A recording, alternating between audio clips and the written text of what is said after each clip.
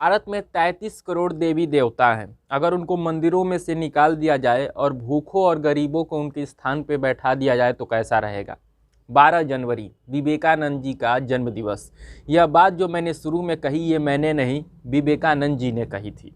वही विवेकानंद जी जो कहते थे कि चाहे तुम अज्ञानी हो कोई बात नहीं, चाहे तुम गरीब हो कोई बात नहीं, तुम सबसे छोटे हो कोई बात नहीं, अगर तुम अपने अंदर विश्वास जगा सकते हो तो तुम पूरी दुनिया को जीत सकते हो।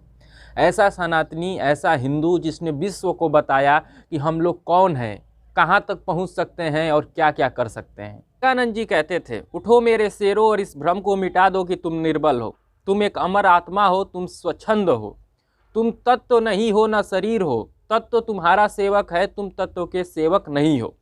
दोस्तों, आपने विवेकानंद जी की तस्वीर को कई पार्टी और कई संगठनों के रैलियों में और उनके बैनर पे देखा होगा, लेकिन मुझे नहीं लगता कि आज किसी पार्टी के दिल में विवेकानंद है। दोस्तों, आज भी हम भारतीय विवेकानंद को बहुत कम समझते हैं। आइए इस वीडियो में उनको ज़रा समझने का प्रयास करते हैं। सबसे पहला सवाल लोग ये पूछते हैं कि विवेकानंद जी के जीवन काल में भारत पर अंग्रेज राज कर रहे थे, हम अंग्रेज़ों के गुलाम थे, तो विवेकानंद जी ने अंग्रेज़ों के खिलाफ लड़ाई क्यों नहीं छेड़ी। इसका सीधा और सरल उत्तर ये है कि विवेकानंद जी कहते थे कि भारत को हिंसक क्रांति के जरिए स्वतंत्रता लानी चाहिए, लेकिन जब उन्होंने देखा कि भारत के युवाओं के अंदर वह जोश नहीं है, वो देशभक्ति नहीं है, वह गर्व नहीं है भारतीय होने का, तो सबसे पहले उन्होंने प्रण लिया कि मैं भारत देश के युवाओं के प्रति, देश के प्रति वह देशभक्ति, वह गर्व फिर से लाने का प्रयास करूंगा, और जब मैं अपने युवाओं का सही दिशा निर्देश कर दूंगा उनको, तो वह खुद ही आज़ादी लेकर आएंगे। विवेकानंद पुरोहितवाद, धार्मिक आडंबर, कठमुल्लापन, रूढ़ियों के खिलाफ बोलते थे। वह कहते थे कि यह सब चीज़ आपके स्वतंत्र विचारों को बांधने के लिए बनाई गई है, इन चीज़ों में न उलझिए और इससे परे होकर देखिए। वह कहते थे कि भारत को आज़ादी दिलाने में युवाओं की महत्वपूर्ण भूमिका होगी, और इसलिए उन्होंने कहा कि युवाओं को नशा और मदिरा पान छोड़ देना चाहिए। वह कहते थे कि अगर तुम एक किताब पढ़ के समझते हो कि तुम बहुत बड़े ज्ञानी हो गए हो तो तुम सबसे बड़े मूर्ख हो। तुमको शारीरिक ज्ञान और मानसिक ज्ञान दोनों लेना पड़ेगा। अगर तुम एक किताब पढ़ते हो तो तुम फुटबॉल भी खेलोगे। रविंद्रनाथ ठाकुर विवेकानंद जी के बारे में कहते हैं कि अगर तुम भारत को जानना चाहते हो तो स्वामी विवेकानंद जी को पढ़ो, वहाँ पे सिर्फ तुमको सकारात्मक चीज़ें दिखेंगी, नकारात्मक चीज़ें नहीं दिखेंगी।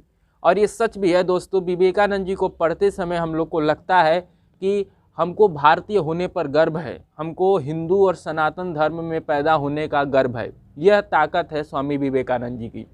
दोस्तों, 1893 में आपको वह भाषण याद होगा शिकागो का, मेरे अमेरिकी भाई और बहनों, लेकिन इससे ज़्यादा कोई जानता नहीं है उस भाषण के बारे में कि मेरे अमेरिकी भाई और बहनों के बाद में विवेकानंद जी ने क्या कहा था। आइए मैं आपको सुनाता हूँ पूरी बात जो उन्होंने उस भाषण में कही थी।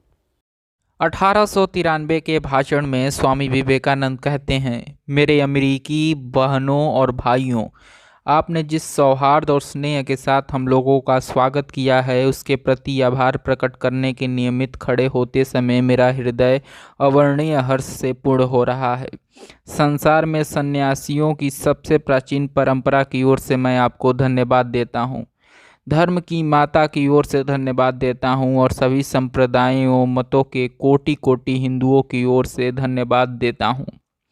मैं इस मंच पर बोलने वाले उन कतिपय वक्ताओं के प्रति भी धन्यवाद ज्ञापित करता हूँ जिन्होंने प्राची के प्रतिनिधियों का उल्लेख करते समय आपको यह बतलाया कि सुदूर देशों में ये लोग सहनशीलता का भाव विविध देशों में प्रचारित करने के गौरव का दावा कर सकते हैं। मैं एक ऐसे धर्म का अनुयायी होने में गर्व का अनुभव करता हूँ जिसने संसार को सहनशीलता और सार्वभौम स्वीकृति दोनों की ही शिक्षा दी है। हम लोग सब धर्म के प्रति केवल सहनशीलता में ही विश्वास नहीं करते वरन समस्त धर्मों को सच्चा मानकर स्वीकार करते हैं।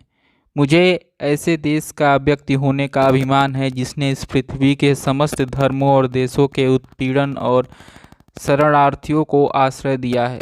मुझे आपको यह बतलाते हुए गर्व होता है कि हमने अपने वक्ष में उन यहूदियों के विधुत्तम अवशिष्ट को स्थान दिया था जिन्होंने दक्षिण भारत आकर उसी वर्ष शरण ली थी जिस वर्ष उनका पवित्र मंदिर रोम जाति के अत्याचार से धूल में मिल गया था।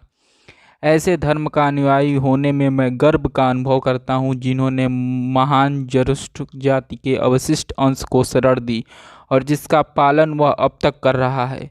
भाइयों, मैं आप लोगों को एक स्रोत की कुछ पंक्तियाँ सुनाता हूँ जिसकी आवृत्ति में मैं बचपन से कर रहा हूँ और जिसकी आवृत्ति प्रतिदिन लाखों मनुष्य किया करते हैं। श्लोक बोलते हैं विवेकानंद और उसका अर्थ बताते हैं कि जैसे विभिन्न नदियाँ भिन्न भिन्न स्रोतों से निकलकर समुद्र में मिल जाती हैं, उसी प्रकार हे प्रभु भिन्न भिन्न रुचि के अनुसार विभिन्न टेढ़े मेढ़े अथवा सीधे रास्ते में जानलेवा लोग अंत में तुझ में ही आकर मिल जाते हैं। यह सभा जो अभी तक आयोजित सर्वश्रेष्ठ पवित्र सम्मेलनों में से एक है, स्वतः ही गीता के इस उपदेश का प्रतिपादन एवं जगत के प्रति उसका घोषणा करती है। जो कोई मेरी ओर आता है, चाहे किसी प्रकार से हो, मैं उसको प्राप्त होता हूँ। लोग भिन्न मार्ग द्वारा प्रयत्न करते हुए अंत में मेरी ही ओर आते हैं। सांप्रदायिकता, हठधर्मिता और उनकी विभस्त वंश धर्मांधता की इस सुंदर पृथ्वी पर बहुत समय तक राज्य कर चुकी हैं। वह पृथ्वी को हिंसा से भरती रही हैं, वह उनको बारंबार मानवता का रक्त से नहलाती रही हैं, सभ्यताओं को ध्वस्त करती हुई पूरे के पूरे देशों को निराशा के गर्त में डालती रही हैं।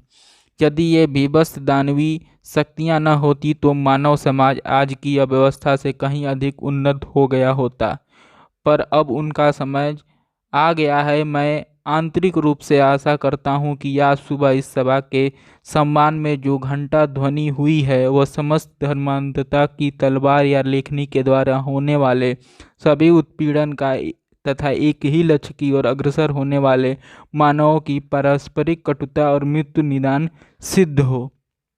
ये कहते हैं स्वामी विवेकानंद। दोस्तों, वह कहते थे कि साहित्य पढ़ो, कुश्ती करो, तैराकी करो, घुड़सवारी करो। यह सब चीज़ तुम अपने आप में डेवलप करोगे तभी तुम देश के लिए हितकर होगे, देश का मान और गौरव बढ़ाओगे। और ये आज सच भी हो रहा है। दोस्तों, अगर हम लोग विवेकानंद जी को फॉलो करते हैं, अगर उनके विचारों को आगे बढ़ाना चाहते हैं, तो जो बात उन्होंने गरीबों के लिए कही, जो युवाओं के लिए कही, उनको मानना जरूरी है। दोस्तों, हम लोग भगवान की पूजा करते हैं, अपने देश की पूजा करते हैं, लेकिन उन्होंने कहा कि देश और भगवान की पूजा करना है तो देश के अंदर गरीबों और जो भूखे लोग हैं उनकी सेवा करो। अगर हम अपने उनके विचारों को आगे बढ़ाना चाहते हैं तो गरीबों पर अभी भी हम लोग को ध्यान देना चाहिए। और दोस्तों, युवाओं के लिए खास मैसेज है, इसीलिए इस दिन को हम लोग युवा दिवस के रूप में मनाते हैं 12 जनवरी को। मुझे उम्मीद है कि जो भी उनके विचार हैं, जो भी उनके कार्य हैं, युवा एक बार फिर से पढ़ेंगे युवा उस चीज़ को, और एक वीडियो से सिर्फ ये काम नहीं हो पाएगा, उनको पूरी जीवनी हम लोग को पढ़नी पड़ेगी। उम्मीद है दोस्तों आपको ये वीडियो पसंद आया होगा। वीडियो अगर पसंद आया हो तो शेयर करें, चैनल को सब्सक्राइब करें। बहुत बहुत धन्यवाद। Press the bell icon on the YouTube app and never miss another update.